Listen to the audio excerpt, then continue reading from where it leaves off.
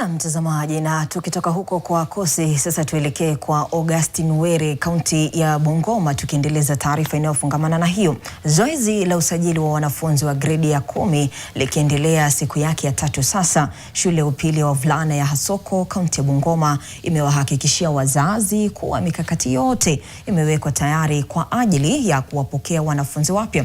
Wazazi wamedhibitisha kuridhishwa na jinsi usajili unavyofanyika, huku mwalimu mkuu Cornelius Ndani akisema shule tayari ina madarasa, walimu na pia vifaa vya kutosha. Amepongeza pia serikali kwa kutoa mgao wa fedha za shule mapema.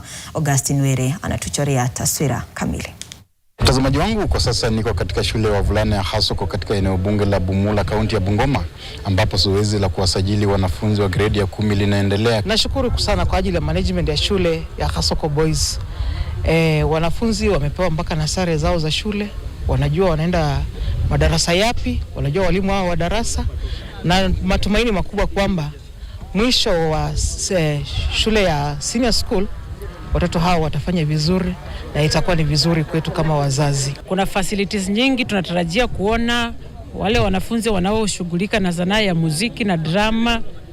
Tamani kuona hizo facilities around, kwa sababu najua hii shule imebobea katika vitengo hivyo vya extra curricular activities. Kwa hivyo tunaomba ya kwamba they upgrade their facilities ili kuwezesha wanafunzi kushiriki katika michezo hii vizuri. Kama shule tumejitayarisha, tuko na madarasa ya kutosha, tuko na walimu, ingawa labda kuna sehemu zingine kama sehemu za music,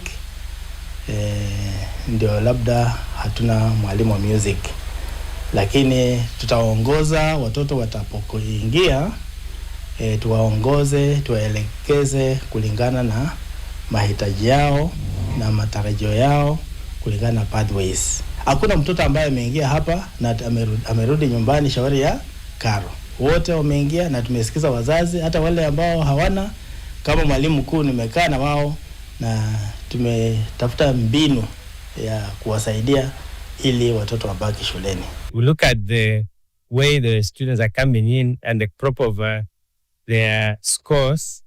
It is indicative of very good students. The scores in when you look at how they were faring on in the lining areas, we are hopeful that we are getting a very good students, and their discipline looks nice. They are excited about being here. Nikiripotia NTV kutoka eneo bunge la Bumula, kaunti ya Bungoma, jina langu ni Augustine Were.